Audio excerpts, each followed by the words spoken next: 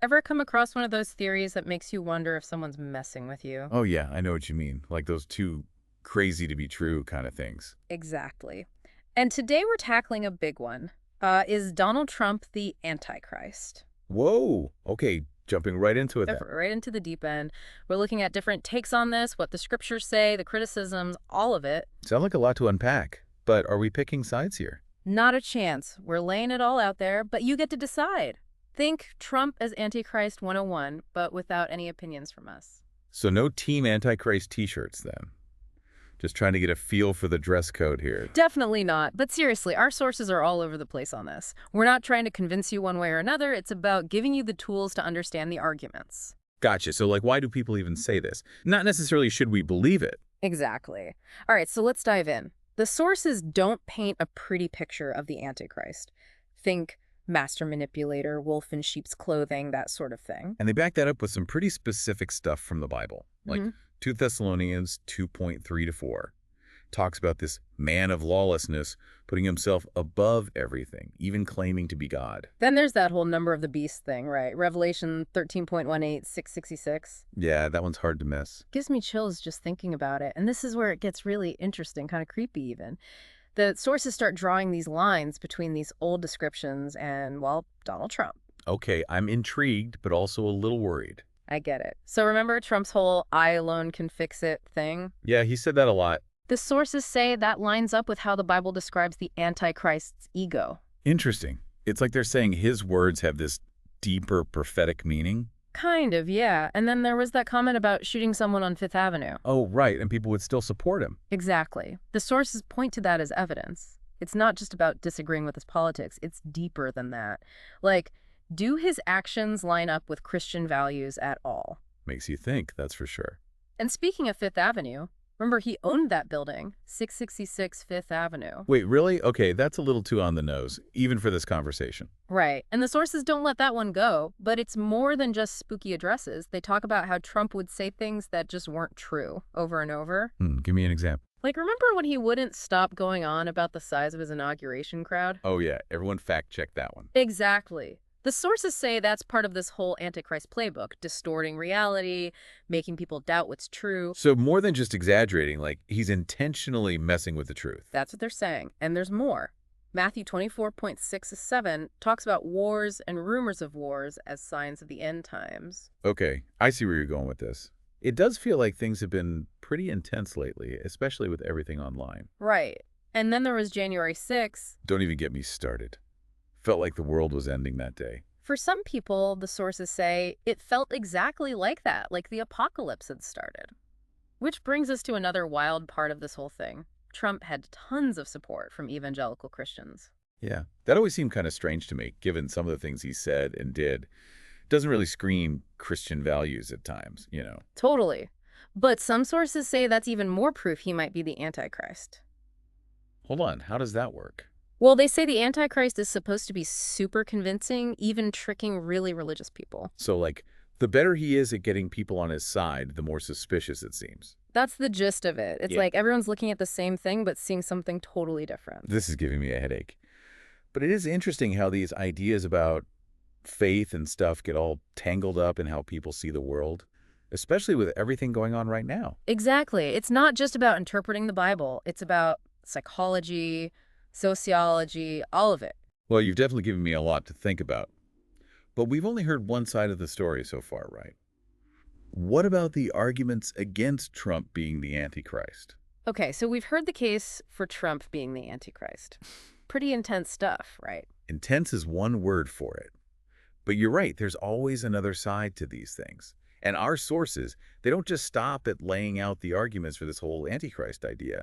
They push back too. All right, so give us the counter arguments. What doesn't add up about this whole Trump as Antichrist thing? Well, think about how the Antichrist is usually described. World domination, right? Ruling everything and everyone. Yeah, like some supervillain in a movie. Exactly. And Trump, yeah, he had some influence, but did he really ever control the whole world? Not really. He definitely shook things up globally, but it wasn't quite world domination. Exactly. And the sources, they pick up on that. They also question this whole thing about taking biblical prophecies super literally. Maybe the Antichrist isn't some guy with a name and address.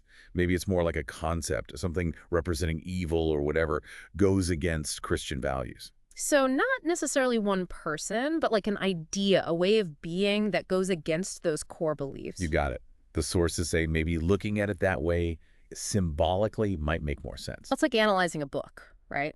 Sometimes the characters represent bigger ideas. Exactly. And this ties into another big counter-argument. Think about what the Antichrist's reign is supposed to look like. Tribulation, hardship, especially for religious folks. Yeah, the ultimate test of faith. Right. But here's the thing. The sources point out that for a lot of American Christians, Trump's presidency was actually a good time, economically speaking. Doesn't exactly scream end of the world now, does it? That's a really good point. It challenges that whole image of the Antichrist bringing about the apocalypse. If this is the end times, shouldn't things be a little more, well, apocalyptic? Exactly. And Mm. that gets to the heart of it, doesn't it? How much of how we interpret prophecy is really about our own experiences. What's going on in the world around us at that moment? It's like those stories of people in the past mistaking modern technology for magic. Our understanding of the world shapes how we see things. Exactly. It's all about perspective. And that's what makes this whole conversation so fascinating. It's not just about faith or whatever. It's about psychology, history, how we understand the world around us. So we've got these arguments for Trump being the Antichrist, and then we've got these counter arguments that are just as convincing. It's kind of a lot to take in. So where does this leave us? That's the thing about these deep dives. Sometimes the point isn't finding the right answer. It's more about exploring the different sides, right? Thinking critically about what we believe. Exactly. It's about embracing the complexity of it all. Yeah. And honestly, sometimes those gray areas are way more interesting than the black and white answers. Totally agree. But before we finish up with this whole Trump and the Antichrist thing, there's one more big question we need to ask. So we've gone deep down this rabbit hole, looked at both sides of this whole Trump as Antichrist idea, but it makes you wonder, is this really about Trump himself? Or is there something more there, something about us? Now that's the question, isn't it? And the sources, they seem to suggest that maybe, just maybe, this whole thing says more about what's going on with us than with Donald Trump. Like we're holding up a mirror to society, showing all the messy, complicated parts. Exactly. Huh. Think about it. Trump was president during some pretty big changes, Yeah. right? Like all over the world, you had more and more nationalism, people worried about the economy, and then climate change on top of it all. Felt like things were kind of falling apart. And when things feel that uncertain, people want answers, you know? They want to make sense of it all. Absolutely. And for some people, those answers come from looking at these old prophecies. It's like they're looking for a map, but the world's gone and changed all the rules. Yeah, like someone moved all the landmarks. The sources suggest that Trump, well, he was this big personality, Yeah. right? And he knew how to tap into those anxieties, those fears people were already feeling. So it wasn't just that people saw Trump and thought Antichrist. It was more like the world was getting scary, and this whole Antichrist idea gave them a framework, a way to make sense of it. That's the idea. And don't forget about technology. Social media, it's like throwing gasoline on a fire. These ideas, they catch on so fast, whether they're true or not. It's like everyone's in their own little echo chamber, hearing the same things over and over. It starts to feel real even when it isn't. Exactly. So the sources, they don't say, nope, Trump's not the Antichrist outright, but they definitely want us to think critically about this. To dig a little deeper, right? Ask ourselves, what's really going on here? Why are people so drawn to this idea?